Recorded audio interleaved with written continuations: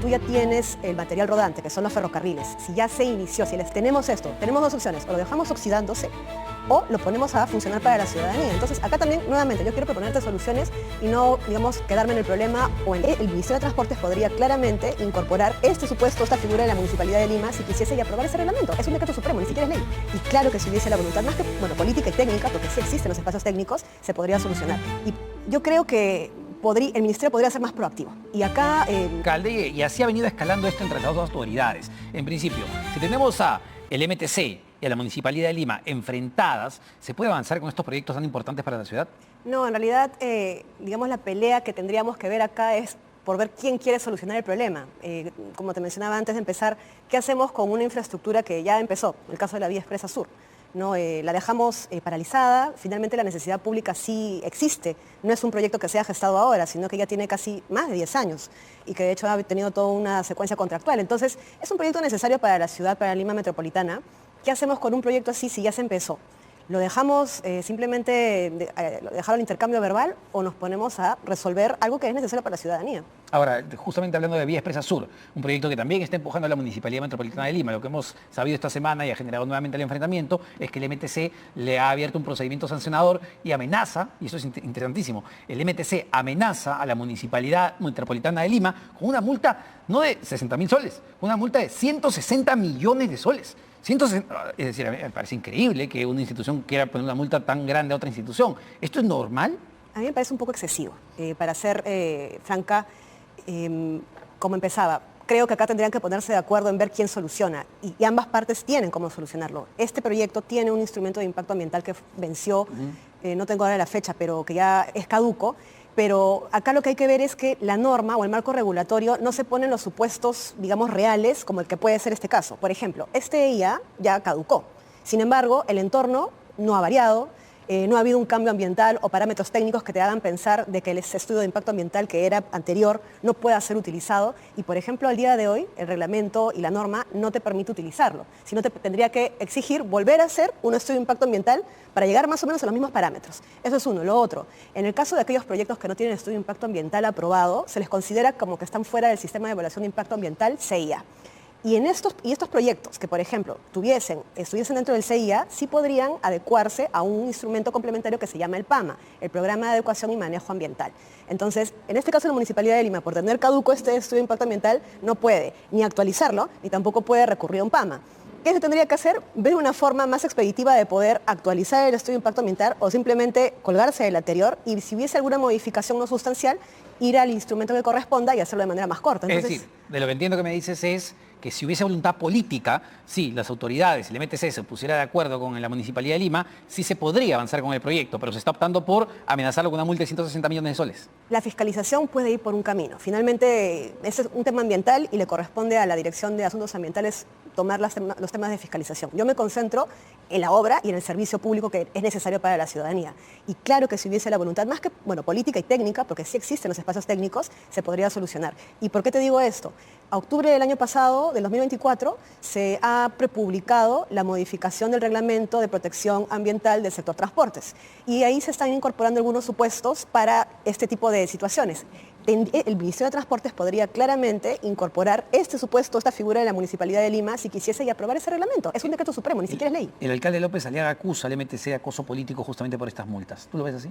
Yo creo que el Ministerio podría ser más proactivo. Y acá yo también quiero diferenciar, habiendo sido una autoridad, el ministro es una autoridad política, sí, pero están los técnicos y para eso está el viceministerio de Transportes. El viceministro tiene a su cargo la Dirección de Asuntos Ambientales y tiene todas las instancias técnicas para poder tomar las decisiones e informar al ministro. Y desde el punto de vista técnico, además, y como exministra, estas dos obras importantes, Vía Expresa Sur por un lado, Tren Lima-Chosica, ¿cuán importantes son para el ciudadano?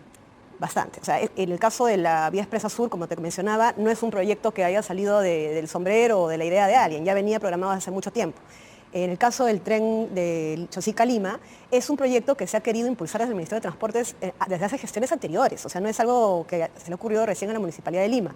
Ahora, yo hubiese empezado de una manera distinta, hay un orden, digamos, que el procedimiento indica, sin embargo, si tú ya tienes el material rodante, que son los ferrocarriles, si ya se inició, si el Estado ya apostó, le has Estado, Municipalidad de Lima, porque no será el Ministerio de Transportes ni la ATU, pero sigue siendo el Estado peruano. Tenemos dos opciones, o lo dejamos oxidándose, o lo ponemos a funcionar para la ciudadanía. Entonces, acá también, nuevamente, yo quiero proponerte soluciones y no, digamos, quedarme en el problema o en las disputas que puedan existir. Porque la sensación que hay en este momento, ya después de conversar con varios técnicos, expertos, exministros, es que sí, pues pareciera que más bien la chamba del ministro de Transporte se ha dedicado en las últimas semanas a ponerle trabas o decirle no al alcalde de Lima. Cuando, por ejemplo, y me consta, porque no solamente mi gestión como ministra, que sí tomamos ese liderazgo de, por ejemplo, cuando venía un gobierno regional y tenía algún problema con su proyecto que requería del apoyo de alguna entidad que fuera del ministerio, ni siquiera de nuestro ministerio, hacíamos la gestión porque obviamente que los que ejecutan proyectos de transporte, no el ministerio, sino las otras entidades también lo pueden hacer. Entonces el Ministerio de Transportes tiene que ser como que el gran rector de que todos los proyectos de transportes de las municipalidades, de los gobiernos regionales, puedan ir funcionando y avanzando. El Ministerio de Economía y Finanzas, perdóname, tiene también un equipo especial de seguimiento de las inversiones que usualmente le hacía seguimiento a los proyectos prioritarios de los ministerios y de gobiernos subnacionales. Tranquilamente se podría hacer una mesa de coordinación para solucionar esto. Y a ver, y uno se pregunta, ¿no? Si los proyectos prioritarios que viene impulsando y por los cuales protesta el alcalde son Tren de Machosica, Vía Expresa Sur, ¿cuáles son los proyectos prioritarios del Ministerio de Transportes? ¿Qué está empujando en este momento el ministro César Sandoval? ¿Qué nos va a dejar en este último año de gobierno? Bueno, los proyectos son los mismos que se vienen gestando desde hace gestiones anteriores, no son proyectos nuevos, están la línea 3, la línea 4, el Aeropuerto Internacional de Chinchero, la nueva carretera central. Eso no avanza mucho, ¿no? Es que son proyectos de larga data. Bueno, que sería bueno también que se empiece a comunicar cómo va su avance, ¿no? Yo creo que es saludable una rendición de cuentas. Sin embargo, volviendo, por ejemplo, a ese tema del ferrocarril de Lima-Chosica, soluciones. O sea, hay que distinguir acá que esta concesión opera distinta, por ejemplo, una concesión tipo Jorge Chávez, donde tienes todo el paquete completo de diseño, construcción y operación. En el caso del ferrocarril Lima-Chosica, tú tienes dos tipos de contratos, el de la infraestructura y el de la operación de los servicios de transporte, que en este caso es carga, y también se tiene una autorización especial para el transporte de personas, pero en determinados intervalos de tiempo. Entonces, acá lo que se podría hacer tranquilamente, lo que se tiene que hacer inicialmente es buscar un operador, pero que ese proceso sea de manera competitiva, transparente, que se convoque a diferentes postores para que puedan postular y ver a quién se le adjudica la operación.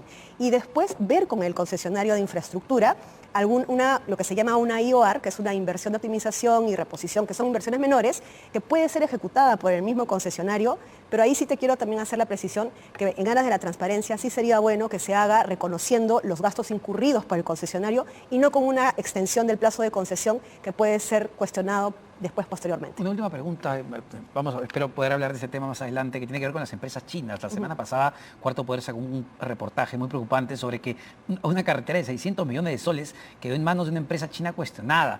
Hay todo un tema con los cuestionamientos de las empresas chinas que incluso no le han pagado a sus proveedores. ¿Qué está pasando en ese sector en específico? Yo creo que en el caso de las contrataciones públicas, el Perú está siendo demasiado conservador en lo que son las modificaciones o las reformas a la ley de contrataciones. Nos dedicamos a hacer reformas bastante cosméticas cuando en realidad debiéramos de empezar a depurar aquellas empresas que tienen malos historiales de pago a proveedores, incumplimientos contractuales y otras prácticas que no son o colusorias o no responsables para la ejecución de las obras. Entonces, lamentablemente acá dependemos del OCE, que es el órgano de supervisión de las contrataciones del Estado, y diferentes entidades y al final nunca se llega a hacer nada. Debemos ser más agresivos, utilizar otro tipo de normas, inteligencia artificial, prescindir de los benditos comités de selección que se coluden a veces con proveedores para dirigir los proyectos y no tener resultados satisfactorios. Muchísimas gracias, como siempre, Paola Lazarte, exministra de Transportes y Comunicaciones. Nosotros